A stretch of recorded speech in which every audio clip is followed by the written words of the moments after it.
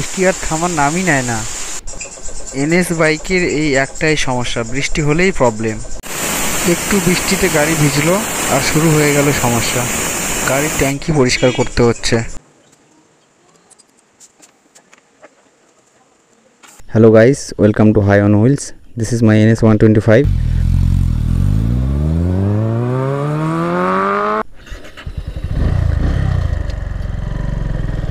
তো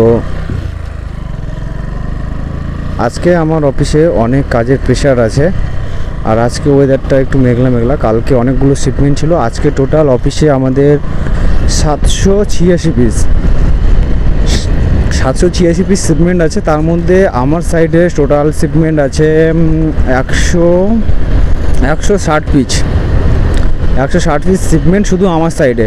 মানে আমি যে লোকেশনে কাজ করি সেই লোকেশনে 160 পিস হচ্ছে শিপমেন্ট আছে। তো 3 জন মিলে ভাগ করে নেব, আর আমি সব থেকে নেব বেশি, কারণ আমি অনেক দিনের পুরনো, আর আমার ওই 70, 80, 100টা কোনো ব্যাপারই না আমার কাছে।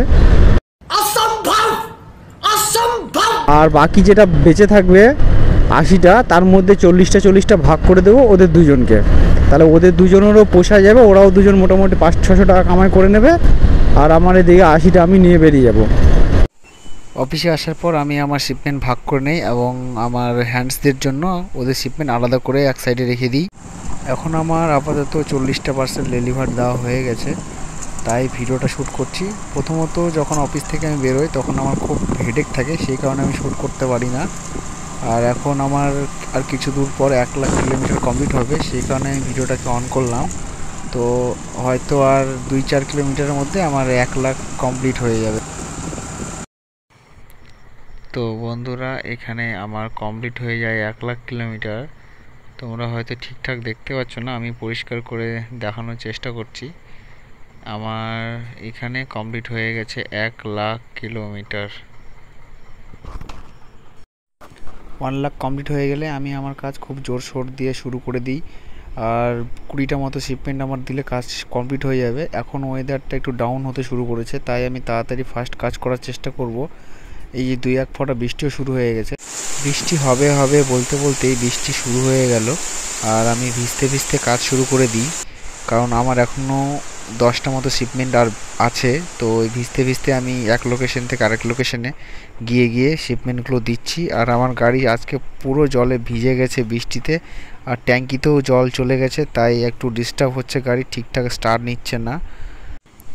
কাজ আমার কমপ্লিট, এখন যাচ্ছি অফিসের দিকে। বৃষ্টি অনেকটা কমে গেছে, আর এখন দাঁড়িয়ে আছি ঘন কালো মেঘের নিচে। দারুণ ওয়েদার।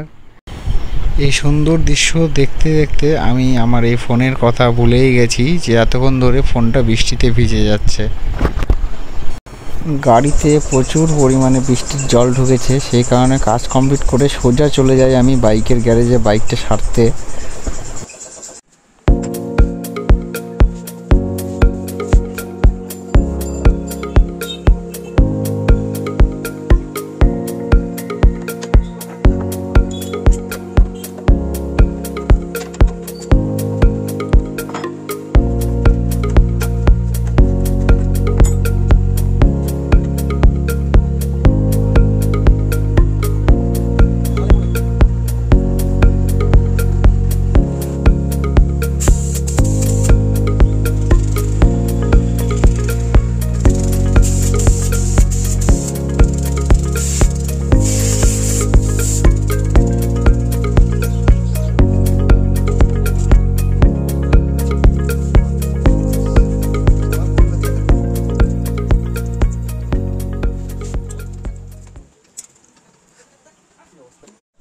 ট্যাঙ্কি থেকে সম্পূর্ণ তেল বের করে নেওয়া হয়েছে, আর এই তেল দিয়ে আর গাড়ি চলবে না, তাই আমি নতুন করে পেট্রোল পাম্প থেকে ফ্রেশ তেল নিয়ে আসি।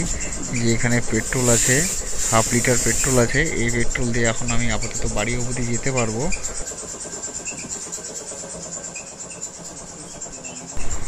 ট্যাঙ্কিতে জল ঢুকেছে এই লকের ধার দিয়ে, লকের ধারে যে ফাঁকা অংশটা আছে এটা দিয়ে ভেতরে জল ঢুকেছে, সেই কারণেই এখন ট্যাঙ্কি ক্লিন করতে হচ্ছে আমাকে। বাজাজ এনএসে এই একটাই প্রবলেম, একটু বৃষ্টি হলেই জল চলে যায় ট্যাঙ্কিতে, আর গাড়ি ঠিকঠাক স্টার্ট নিতে চায় না।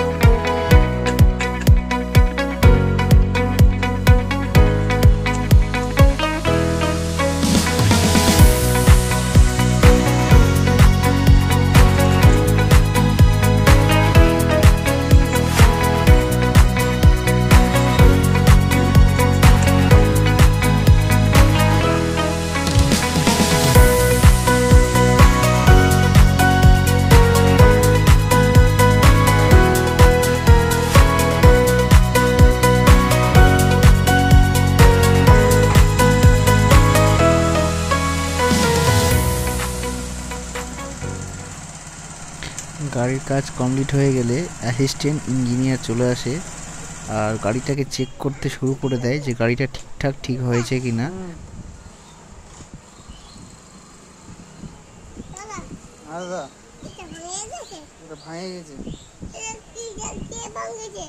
ছুস না, শর্ট মারবে, ছুস না, বাড়ি যাবি না, নোংরা এগুলো সব রাখ।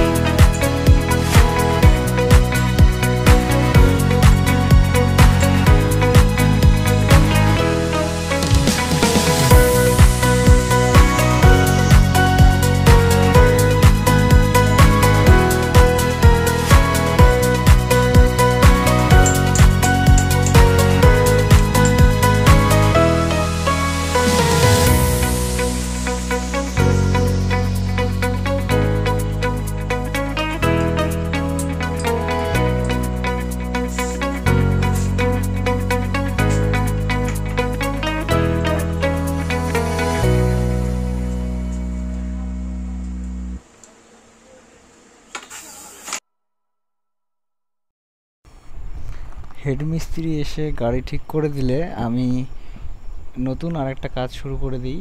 যে আমার গাড়ির চেনে একটু সমস্যা হচ্ছে, এই কয়েকদিন বৃষ্টিতে বালিতে ভিজে আর বালি এসে চেনের মধ্যে লেগে লেগে চেনটা ক্যাচ ক্যাচ শব্দ করে, তাই চেনটাকে একটু ক্লিন করে নিচ্ছি। কারণ এই জায়গাটা যদি ক্লিন করে নিই তাহলে এই সকেটটা অনেক দিন টিকবে আর কি, এটা চেঞ্জ করতে হবে না, নয়তো আবার কিছুদিন পর এটাকে চেঞ্জ করতে হবে। সেই কারণে আমি এখানকার যত সব নোংরা আছে সবগুলো বের করে আমি নোংরাগুলো ক্লিন করে নেব আর এই জিনিসটাকে সেটিং করে দেবো। কারণ গাড়ি আমার ট্যাঙ্কি থেকে জল বের করা কমপ্লিট হয়ে গেছে আর গাড়ি একদম ওকে, শুধু ওই চেনটা একদম ঠিক করে নিয়ে আমি বেরিয়ে পড়বো বাড়িতে।